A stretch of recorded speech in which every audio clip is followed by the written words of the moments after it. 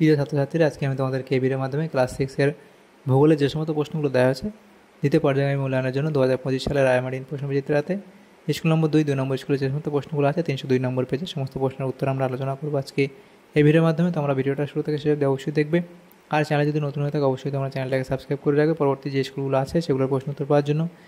এবং এর আগের স্কুলটার প্রশ্ন উত্তর আমরা আলোচনা করে দিয়েছি, তোমরা প্লে লিস্ট থেকে পেয়ে যাবে, সেটা অবশ্যই সেখান থেকে তোমরা দেখে নেবে।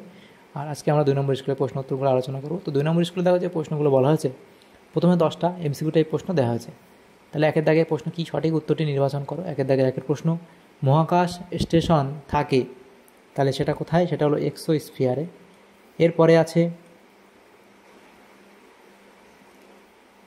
পরিচালন স্রোতের সৃষ্টি হয়, তাহলে পরিচালন স্রোতের সৃষ্টি হয়, এটা হবে অপশানে অর্থাৎ গুরুমণ্ডলে। 3 দাগের প্রশ্নে বলা আছে দেখো, আন্টার্কটিকায় অবস্থিত ভারতের প্রথম গবেষণা কেন্দ্র হলো, তো সেটা কি? দক্ষিণ গঙ্গোত্রী, অপশান এ। এরপরে প্রশ্ন আছে 4 দাগের, আন্টার্কটিকার একটি জীবন্ত আগ্নেয়গিরি হলো মাউন্ট এরেবাস, অপশান সি। এরপরে আছে বায়ুর গতিবেগ মাপা হয় যে যন্ত্রের সাহায্যে, তা হলো কি? Anemometer, option A. এরপরে প্রশ্ন, ভারতে পশ্চিমী ঝঞ্ঝার প্রভাব দেখা যায়, তো কী হবে? এটা শীতকালে, অপশান বি। এরপরে যে প্রশ্ন আছে দেখো, সেটা বলা আছে ছোটনাগপুর মালভূমি অঞ্চলে দেখা যায়। ছোটনাগপুর মালভূমি অঞ্চলে দেখা যায়, সেটা হচ্ছে ল্যাটেরাইট মাটি। এরপরে আছে উচ্চ রক্তচাপ কমাতে ব্যবহৃত হয়, তো সেটা হবে অপশান ডি অর্থাৎ সর্পগন্ধা। এরপরে আছে প্রশ্ন, যে অরণ্যের শিকার, পশুচারণ ও অন্যান্য ক্রিয়াকলাপ নিষিদ্ধ তাকে বলে সংরক্ষিত অরণ্য। এরপরে প্রশ্ন, তাহলে এখানে অপশান বি। এরপরে প্রশ্ন 10 দাগে বলা হচ্ছে প্রতি বছর কোন মাসের প্রথম সপ্তাহটি বন্যপ্রাণ সপ্তাহ হিসেবে পালিত হয়, সেটা হবে অপশান বি অর্থাৎ অক্টোবর। এরপরে প্রশ্ন 2 দাগে যে প্রশ্নগুলো আছে দেখো নেক্সট পেজে, সেখানে বলা আছে শুদ্ধ হলে পাশে সু এবং অশুদ্ধ হলে পাশে অলেখো। প্রথম প্রশ্ন, জেট প্লেন স্ট্র্যাটোস্ফিয়ারের মধ্য দিয়ে চলাচল করে, তাহলে এটা এখানে তোমাদের কি বলা হয়েছে? ঠিক বলা হয়েছে, এটা শুদ্ধ। এরপরে প্রশ্ন, দক্ষিণ গোলার্ধে সমষ্ণ রেখাগুলি কাছাকাছি অবস্থান করে, এটা এখানে অশুদ্ধ বলা হয়েছে অর্থাৎ এটা ভুল বলা হয়েছে। এরপরে প্রশ্ন, মেঘালয় রাজ্যের চেরাপুঞ্জিতে প্রচুর মাটি ক্ষয় হতে দেখা যায়, এটা এখানে তোমাদের শুদ্ধ বলা হয়েছে। এরপরের প্রশ্নগুলো দেখো, শূন্যস্থান পূরণ করো। 3 দাগের প্রশ্ন, প্রথম প্রশ্ন, আন্টার্কটিকা মহাদেশে ড্যাশ মাসে মেরুজ্যোতি দেখা যায়। 1 দাগের প্রশ্নে কি বলা হয়েছে দেখো, আন্টার্কটিকা মহাদেশে ড্যাশ মাসে মেরুজ্যোতি দেখা যায়, লিখবে অক্টোবর মাসে মেরুজ্যোতি দেখা যায়। অক্টোবর থেকে মার্চ মাসে মেরুজ্যোতি দেখা যায়, এরপরে এটা লিখবে যে অক্টোবর মাসে মেরুজ্যোতি দেখা যায়, এটা লিখলেই হবে। এরপরে প্রশ্ন, সিংকোনা গাছ পাওয়া যায় দার্জিলিং জেলার ড্যাশতে। সিংকোনা গাছ কোথায় পাওয়া যায়?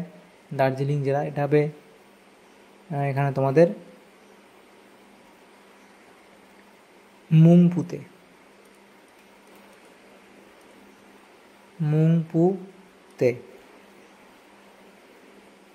এরপরে প্রশ্ন 3 দাগের, কর্বেট জাতীয় উদ্যানটি ড্যাশ রাজ্যে অবস্থিত, এটা হবে উত্তরাখণ্ড রাজ্যে অবস্থিত। উত্তরাখণ্ড রাজ্যে অবস্থিত। এরপরে প্রশ্ন, 2-1 কথায় উত্তর দাও।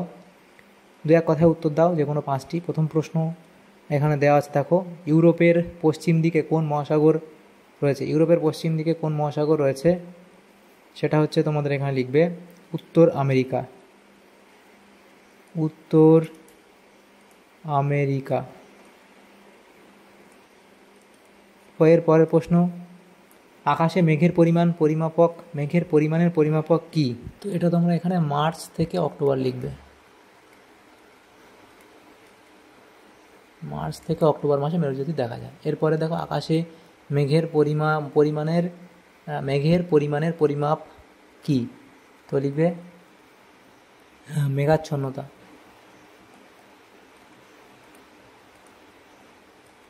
এরপরে প্রশ্ন, মৌসুমী বায়ু প্রত্যাবর্তনকালে কোন উপকূলে প্রচুর বৃষ্টিপাত ঘটে?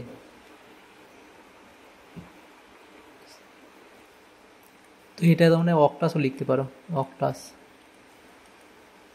এটা লিখবে অক্টাসই লিখবে, অক্টাস। এরপরে প্রশ্ন কি, মৌসুমী বায়ু প্রত্যাবর্তনকালে কোন উপকূলে প্রচুর বৃষ্টিপাত ঘটে? তাহলে সেটা হবে তোমাদের করমণ্ডল উপকূলে।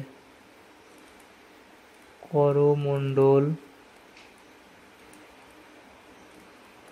উপকূলে। কোন মাটির জল ধারণ ক্ষমতা সর্বাধিক? তাহলে লিখবে কালো মাটি। কালো মাটির জল ধারণ ক্ষমতা সবথেকে বেশি। কোন প্রকার উদ্ভিদে শ্বাসমূল দেখা যায়? তাহলে কী লিখবে? লবণাম্বু উদ্ভিদে। লবণাম্বু বা ম্যানগ্রোভ। লবণাম্বু উদ্ভিদ বা ম্যানগ্রোভ উদ্ভিদে।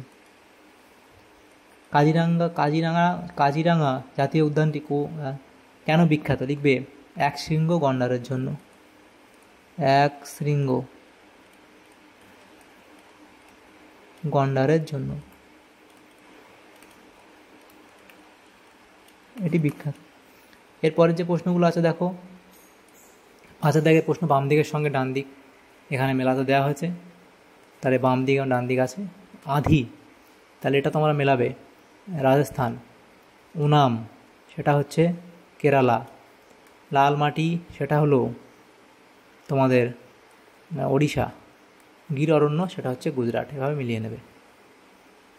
ছয়ের দাগের প্রশ্ন আছে দেখো, 5 নম্বরের 2 নম্বরের প্রশ্ন, 5টা প্রশ্ন আছে, 10 নম্বর। এগুলো নেক্সট পেজে আলোচনা করো। প্রথম প্রশ্ন ছিল আন্টার্কটিকা মহাদেশের চারিদিকে কোন কোন মহাসাগর অবস্থিত, সেটা লিখবে। ঘনীভবন কাকে বলে? এই অবধি লিখে দেবে। অ্যালবেডো বলতে কী বোঝায়?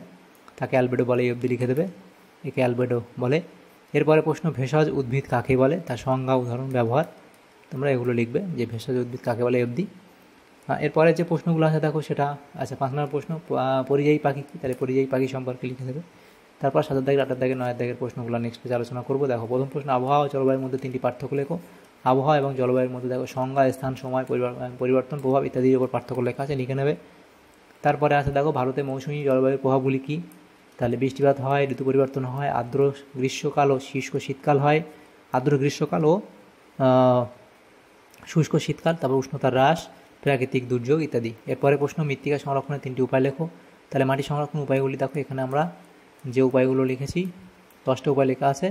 এর মধ্যে থেকে যে কোনো তোমরা কিছু 3-4টে উপায় লিখবে। 8 দাগের প্রশ্ন ছিল যে কোনো একটি প্রশ্ন উত্তর দাও। তাহলে প্রথম প্রশ্ন ছিল চিত্রসহ পৃথিবীর তাপমণ্ডলগুলির বিবরণ দাও। বই থেকে তোমরা ছবিটা এঁকে নেবে। তা উষ্ণমণ্ডল তার অবস্থান বৈশিষ্ট্য লিখবে। নাতিশীতোষ্ণ মণ্ডল তার যে এখানে অবস্থান, তার যে এখানে তোমরা অবস্থান বৈশিষ্ট্য ইত্যাদি লিখবে। হিমমণ্ডল বৈশিষ্ট্য লিখবে এবং অবস্থান লিখবে।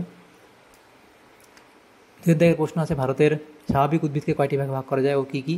এদের মধ্যে যে কোনো একটি ভাগের সংক্ষিপ্ত বর্ণনা দাও। তাহলে এখানে লিখবে দেখো, এখানে 4টি ভাগে ভাগ করা যায়, এই 5টি ভাগে এটার এই করা লেখা আছে এবং তার মধ্যে থেকে ক্রান্তীয় চিরসবুজ অরণ্য প্রথমটার উপরেই ভিত্তি করে এটা আমরা লিখে দিলাম। অবস্থান, প্রাকৃতিক পরিবেশ, প্রধান বৃক্ষ, বৈশিষ্ট্য একটা সম্পর্কে লিখে দিলাম, এগুলো লিখবে। তাহলে দেখো আমাদের এখানে এই সমস্ত প্রশ্নগুলো ছিল ক্লাস 6-এর ভূগোলের 2 নম্বর স্কুলের সেকেন্ড সামেটিভের জন্য। তো সমস্ত প্রশ্ন উত্তর আলোচনা করলাম আজকে এই ভিডিওর মাধ্যমে।